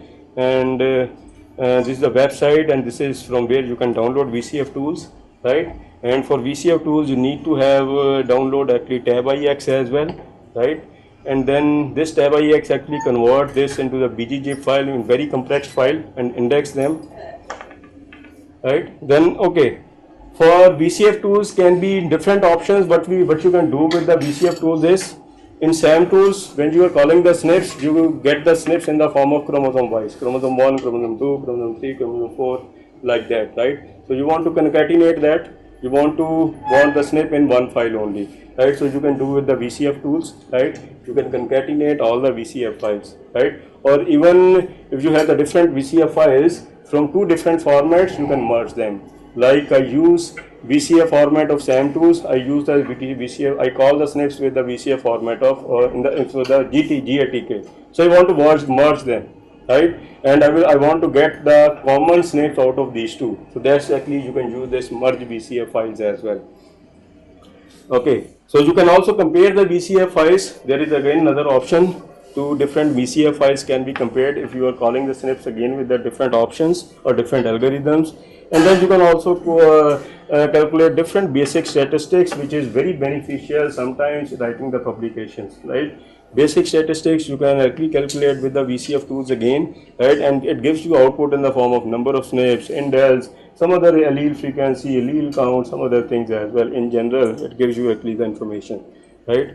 You can also find out TSTB, which is a transition by transversion ratio, and this tool can also give you actually how many SNPs are transition SNPs, how many SNPs are actually the transversions, right? And then you can sort the VCF file, and you can also convert the VCF file into tab delimited format. And sometimes students actually struggle with once you have the VCF files, how to convert into the other format, right? VCF tools easily can be converted into this tab delimited file where everything will be in the base pairs, right? You can easily see what is actually the A, whether it is what with respect to the base pair is present with respect to the reference genome. Okay, you can calculate allele frequency, heterozygosity as well, nucleotide diversity within the population also with respect to VCF tools, right? This is a very good tool actually to calculate all the basic type of information from the this sequence or VCF formats, right? This is the last slide, and very important, filtering the SNP is very important. And once you get actually the VCF file, you get the SNP information, right? Again, you cannot rely it. You need to know that whether these are true SNPs or not, right? You need to filter them, right? And so many filtration criteria are there, right? So we filter them because we know that in GBS you will be able to see a number of missing data points over there. In VCF format, if you have the GATK or SAM tool format, there will be question mark over there in the missing data, right? In missing data where the GT, GQ, that format was there, in the missing data point there will be only the question marks, right? So that's just like the missing data point, right? So means, and in GBS again so many missing data points are there, so we have to filter them. So we cannot give those SNPs where more than 30% or 40% or 50% SNPs data is missing. We do not want actually those types of SNP position. We want to get rid of that. Usually we keep 10% missing data, right? We can allow 10% missing data, up to 10% missing data based on the frequency of missing data present, right? But if missing data is very less and you have the number of SNPs more, you can also again reduce it to 8%, 6%, 5% as well. But means most of the thing we can actually allow up to 10% missing data in the GBS format, right? We have to filter them based on minor allele frequency. This is very, very important, right? But it's not very perfect to say that we need always to filter based on the minor allele frequency, right? I have read some publication where they have said that if you filter based on the minor allele frequency and if you do not filter it and you do the downstream analysis, there will be no effect, right? But in my case or in some of the cases, what I have seen that in some of the analysis, If I filter them based on the minor allele frequency, I get totally different results, and in some of the cases they have been validated as well, right? So means in this case you have to actually struggle a little bit, but you have to define it. What should be the minor allele frequency? In most of the cases, again 10%. 10% minor allele frequency is used. Minor allele frequency, I mean to say over here, right? Some of the SNPs, maybe if I say this is my SNP, right, and this should be present in 90% of individual, right? In 90% of individual, at least, oh sorry, 10% of individual, this SNP should be present in at least 10% of individual. Then only I will consider this SNP for the downstream analysis. If it is not present in 10% of individual, that could be sequencing error, right? So this is actually the minor allele frequency in this case. What is actually minor allele frequency? But very again, next option is, or next thing is, if we are removing the minor allele frequency SNPs, maybe they could be the rare allele as well. They could be rare allele as well. So you can analyze them differently. Means you can see them in the different formats on different way as well, right? But means this criteria again is very important to consider, how to filter based on the minor allele frequencies, but usually 10% is considered filtering all the SNPs based on the 10% minor allele frequency, and we get rid of all the SNPs which are not present in at least 10% of individuals, right? There could be sequencing errors. Okay, allele depth, at least 2 allele depths, 2 reads should be present to call a SNP. So that is actually the allele depth. If only one allele, because this is a low coverage sequencing, you will get number of locus over there, where the, right, in GPS, number of locus will be there where the SNPs have been called only with the one read, and that one read again, it gives you no confidence to call a SNP. It could be again, could be some sequencing error as well. Although we do not expect so much sequencing error, but we are not getting the confidence to say a SNP, right? So at least allele depth should be equal to 2, at least. But again, if you want to go more strict, keep it 4, 5 or 6 as well, to say that I just want only those SNPs which have been called at least AD should be equal to 4, right? Okay. Quality score, you can again filter based on quality score. Associated quality score should be more than 30, 40, 50 as well. But these things you will be able to know if you read more publications. How the people have analyzed, what type of people have parameters have used, and whether those parameters have been validated as well or not, right? In the other analysis, or whether those SNPs where the parameters have been used, whether those SNPs have been validated or not, and what are the different parameters I can use in my analysis as well, right? Okay, because what you need is high quality SNP for high end association, right? Or other downstream analysis. So see the quality of SNP found to be associated. You come back, whatever SNP you found to be associated, if you go, you mind the SNP, you go for association analysis, linkage analysis, QTL mapping, anything. If you find any association of SNP, again you come back your sequence data, see the quality score associated with the SNP, whether that SNP is good or not, right? And then next part, I think Mithali will take care of how to use that SNP to validate in silico, right? Because you are getting the SNPs, you are getting the associations over there, then you have to validate it. And without validation, again, means it's just like a in silico analysis. Nobody sometimes realizes it. You have to do some analysis as well. I'm getting this SNP which is associated, and when I converted this into the marker, and then I'm again finding the association, right? I'm getting the same types of frequencies, and then I can easily say that this SNP is true SNP and I can choose it, right? Okay. Right, this was the last slide. Thank you very much.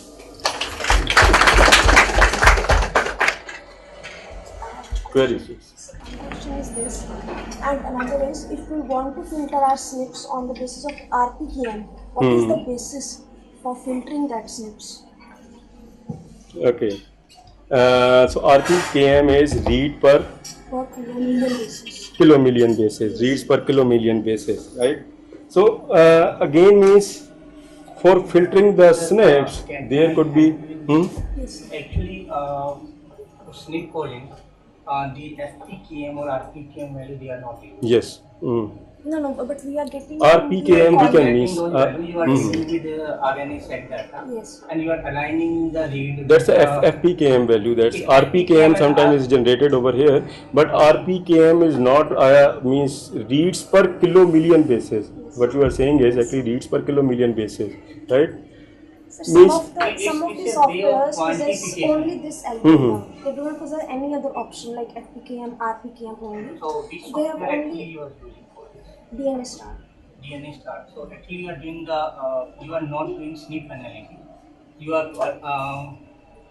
doing the quantification of the mRNA sequence. So what the FPKM value provide, they are actually not the alignment. It's the quantity of number of the reads. You can say the read depth that Dr. Is saying here. So it's the number of the reads which are aligning to a particular fragment. So it's the number. It's not anything to do with the snake calling.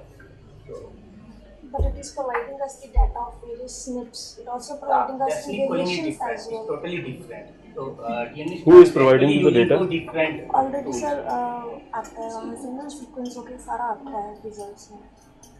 Sequence होकर जो result में आता है ना assembly के ये बाद दोनों टोटली डिफरेंट चीज है. Yes. एसपीकेएम और आरपीकेएम वैल्यू जो है ये कैलकुलेट होती है जब हम RNA data RNA seq data. तो in case of RNA data हम we call it as count data. Count data means the amount of mRNA present. ये ऐसे ही है जैसे माइक्रो एरे जो यूज करते हैं, इट यूज द इंटेंसिटी. यहाँ पे जो आपको नंबर्स मिलते हैं, तो these numbers can be use to compare to different RNA set. तो उसमें यूज होता है. So that's just like the quantification of RNA, how much actually it has been expressed. Also used for, the same software is also being used for DNA. And it is using the same No, algorithm. see, in case of DNA, it will not be, if it is like RPKM value, it will be just like the read allele depth, right? It will be just like the allele depth. How many reads are present over there at a particular locus, That you are right? discussing various options. Yes. the locus depth. Yes, that's a locus depth actually what you are getting over there. Related to allele, it's related to full of the segment. Like Yes. if you are having a read of 100 base pair, so it will be the depth of that fragment, full fragment, not the particular base. In GPS cases, it's particularly the allele depth where you actually can filter it, right? Otherwise, reads per million kilo basis means it's just like the quantity means the quantity of reads at a particular basis as well, in a particular base, right? How many reads are present at a particular locus? If I say that at this particular locus 2 reads are present, right? And then at other particular locus maybe 100 reads are present, right? Then how can I filter that on the basis of reads only? If I say that I just want to only those locus where the 100 reads might be present. But in GBS cases, there will be only very few locus over there where some 100 reads might be present. But there are some papers as well. When you are actually doing the sequencing, short read sequencing, there might be some locus where might be 2000 reads could be present. Those are overrepresented. 2000 reads are present. But I do not want to actually consider even those types of reads as well. Those are overrepresented. I want to get rid of them, right? I want to use only up to 100, maybe 50 reads. Right? I just don't want to use 2000 reads as well. Those will be very few locals and even want to get rid of them.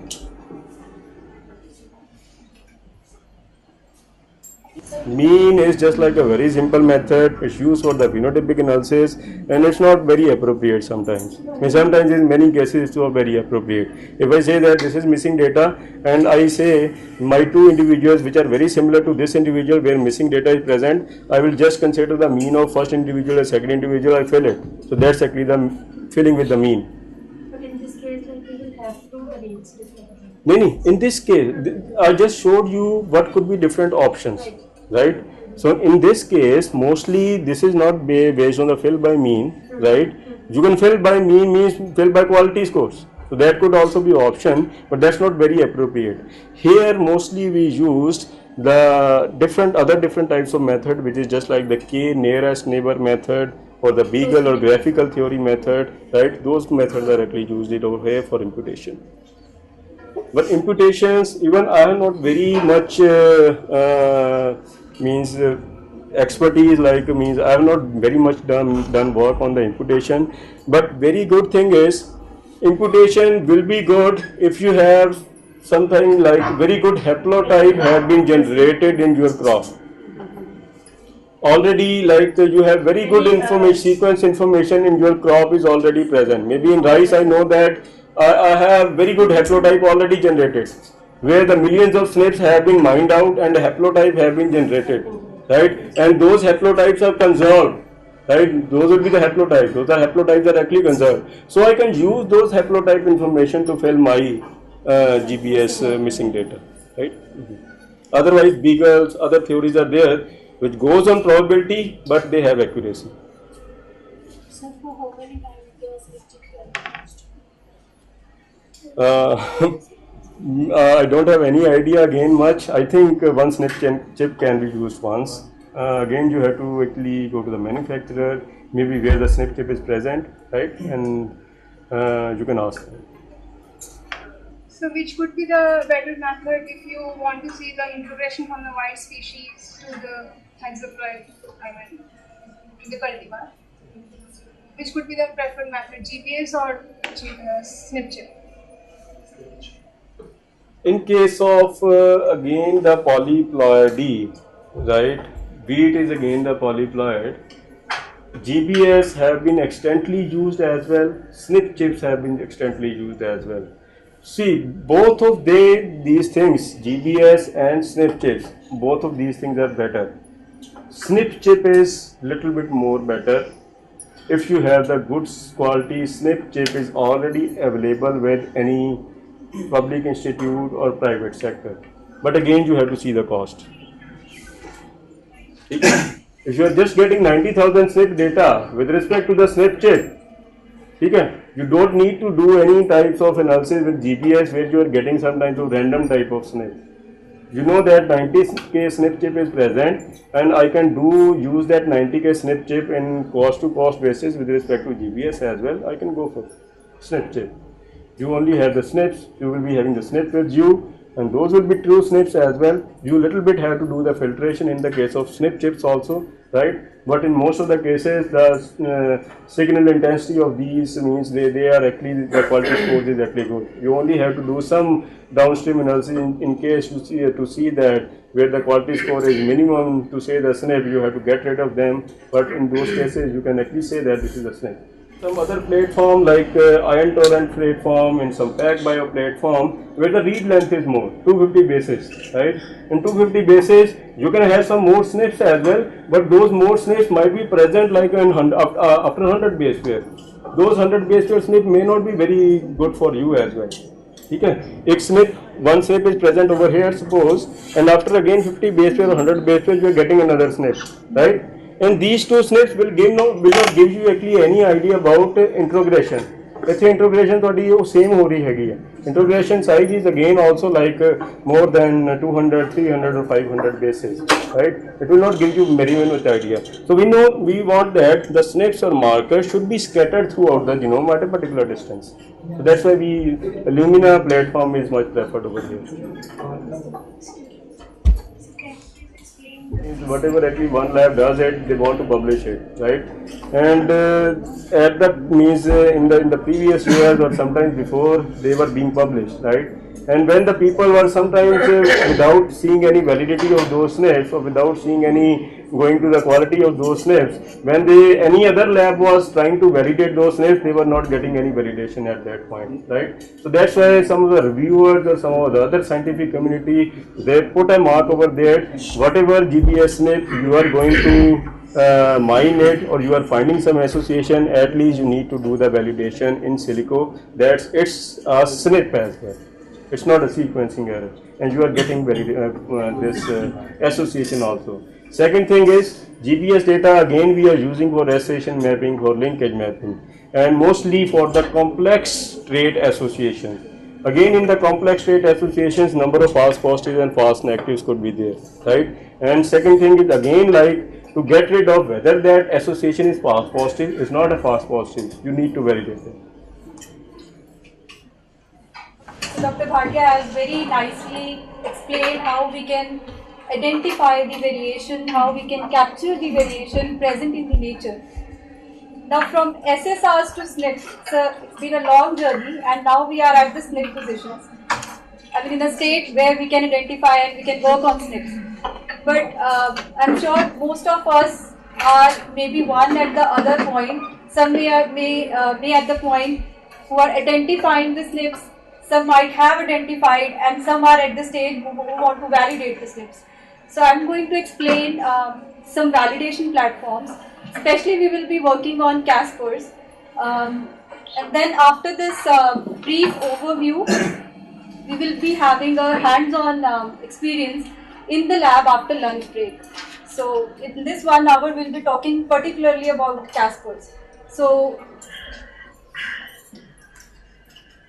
now, in case of SNPs, there are 3 steps. First is the discovery, then is the identification, and is the validation. So now we have studied, discovery includes all those NGS sequencing data or technologies or the platforms available out there, which include whole genome sequencing, Illumina, PacBio, or you can name any of it. Then some may be doing transcriptome resequencing, GBS. Some may be doing flow sorting of the chromosomes, then SNP chip, and then is the amplicon sequencing. Maybe there may be other few methods as well. They are all included in the discovery. So these are the discovery. You discovered the SNPs. Now through bioinformatic pipelines, you filter out those SNPs into the ones which you want to use into your projects, which you want to use into to fulfill your objectives. So this is the identification. So not all of the SNPs they are of your use. So out of the lakhs, you come down to thousands, based on the criteria, based upon the objectives you have in your mind. Then from those thousands, you carry hundreds of it based upon the filtering criteria or the, I can say the objective. Maybe some of you are using some linkage map construction or gene mapping or gene cloning or any of the objective. Based on that, you identify the SNPs. Okay, out of these 1000 SNPs, now these are the particular 101 which is coming into that region. Now you want to validate those 100 SNPs. So that is the validation part. So what are the platforms available in the validation? So there is Illumina Gate and Infinium Assay. So these both are the bead array platforms, which means these are based upon hybridization based platforms.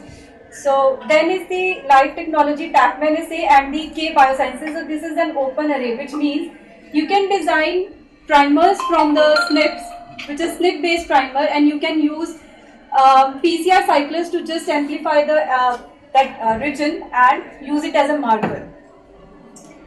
So we'll see what are these 4 validation platforms. So first is the Golden Gate, which is the bead array, as I told.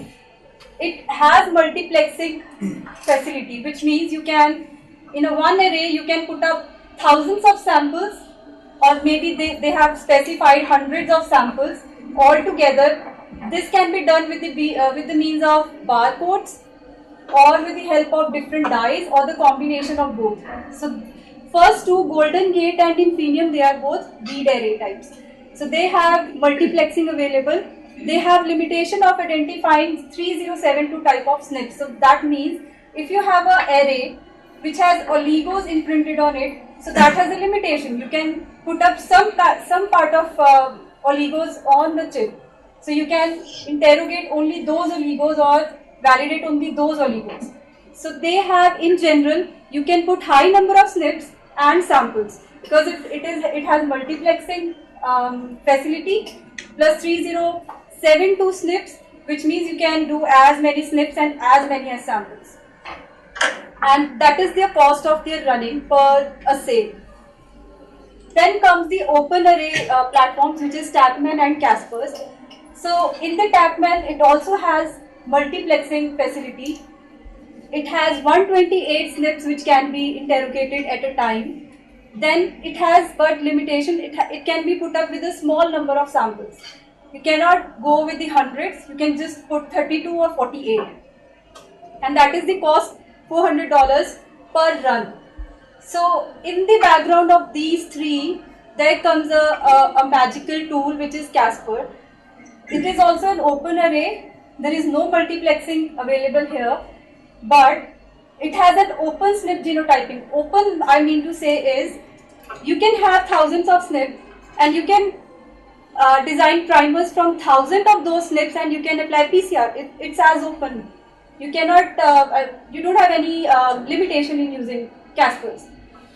Then it has a small number of small number of SNPs and large sample size. What does that mean? So if you have hundreds of SNPs, so you cannot make primers from thousands. If you have to interrogate thousands, there are other better ways to do it. In silico is the way, or you can go with the golden gate. You can give your tags to the companies. They can they can do a SNP chip, and you can validate with the hybridization. So if you have hundreds of it, you can design primers and you can apply it on thousands of your population sizes or germplasms. So that means it has a small number of SNPs and large number of sample size. And the magical tool is the cost. So it has a cost of just $15, which includes the primer synthesis, the Cas mix which you will be using per sample, and the TCAN and the cluster collar facility. So this is the costing of per sample or per assay. $15. Now all these platforms are available around us. So what should be the criteria to pick which of these platforms we want to use? So that is the criteria. What is the length of the SNP you have? So if you have a whole genome sequence and you have to make a linkage map all together, then it's a large sample size and large number of SNPs. So you cannot go with the Caspers.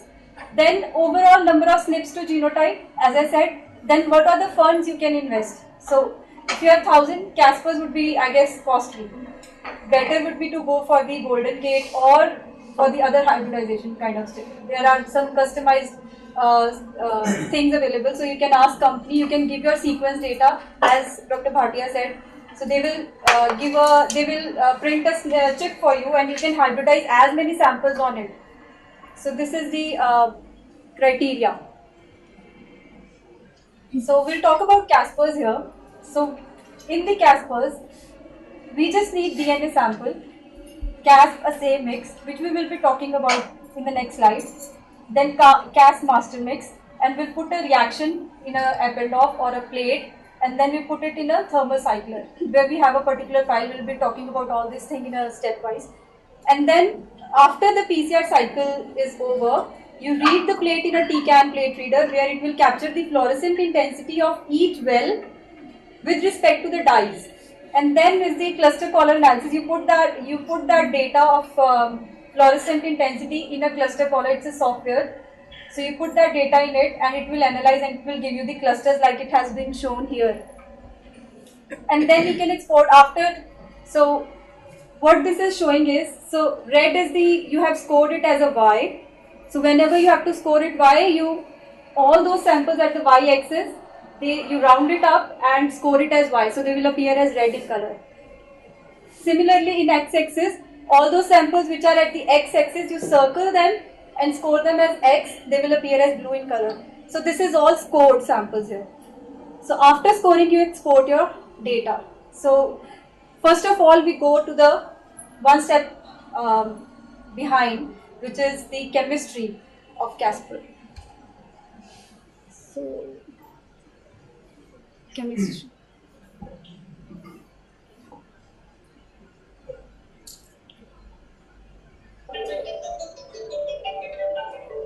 So at any point, if you have any questions in between, just make me stop at that point and I'll explain it.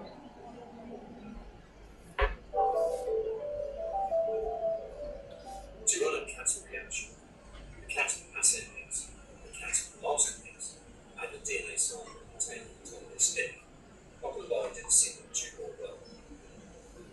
Once all the reaction components have been combined and the tube is securely sealed, the Casper thermal cycling module is then run.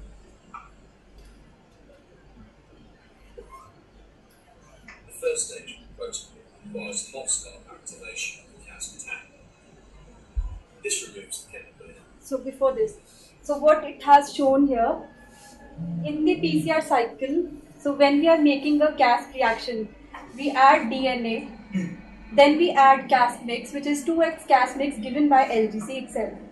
So we have some protocol which is given by LGC. So we add Cas mix and then we add primers. So these three components, all that you need. That's it. No water, nothing like that. Everything is so DNTPs and polymerase. Everything is there in the Cas mix. So this is what it has shown. In the reaction, you have these things. So now it will show how the process will go on in the cycler and what will be the chemistry.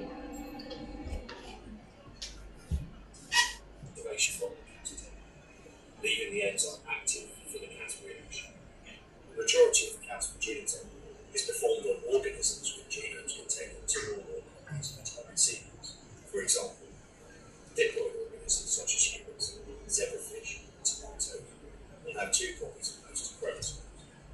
In this example, the DNA sample is homozygous for the allele A, which means that both chromosomes contain the A allele in the target sequence. The first step of the catalytic reaction is denaturation of the DNA template. The second step of the catalytic reaction includes both the immediate and the extension of the plant. That reaction will contain the two allele-specific chromosomes competing with each other during the reaction and bind to the template. The target-specific part of this is a small reduction to the template DNA. The base difference in 3' end corresponds to the spin target, and it's this difference that will drive the PCR. Both parts have the potential to adhere to the template DNA, but the primer that does not contain the one base that is 3' end will be outcompeted by the allele-specific primer that is 100% complementary to the template.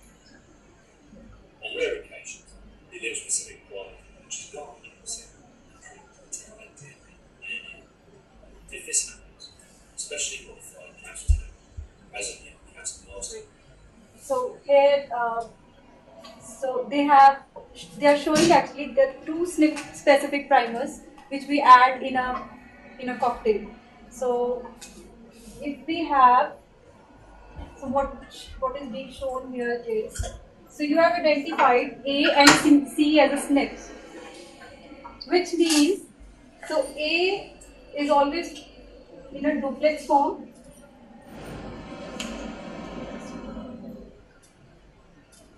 And then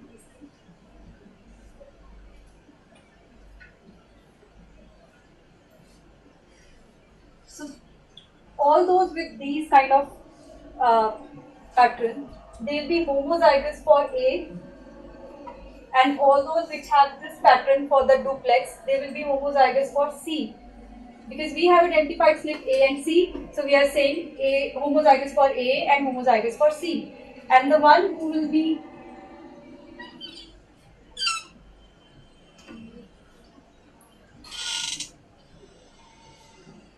so the heteros one will be like this. So they will have A and G in the duplex.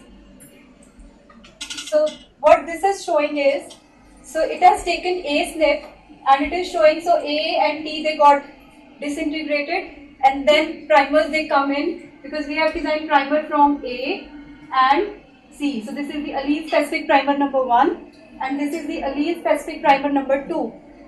So primer number 1, so first 2 will come here and it will see if it has a complementarity. So C doesn't have complementarity with T, it will get removed. So the first primer will come in the in this place. So it will going to bind and it will find its complementarity with A and it will start amplifying. So this is what it is shown here.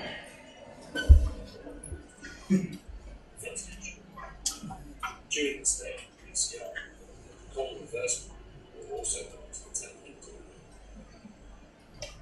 After the complementary parts yield to the template, the catalytic will begin to extend. At the end of catalytic PCR round 1, the region of template DNA contained in the target will be copied. The tail sequence that is part of the allele-specific part will not be, but will have become incorporated into the PCR work. This animation now focuses on the PCR work that has the allele-specific. This tail I want to explain here. So while we design primers, we always add, so this chemistry is based upon dye, fluorescent dye. So we add FAM, so there are dyes FAM, hex, rocks and wick. So these are universal dies, and we have the complementary sequence for each of these dies. So we always add, with snip primer we can choose maybe FAM. So we can add a FAM tail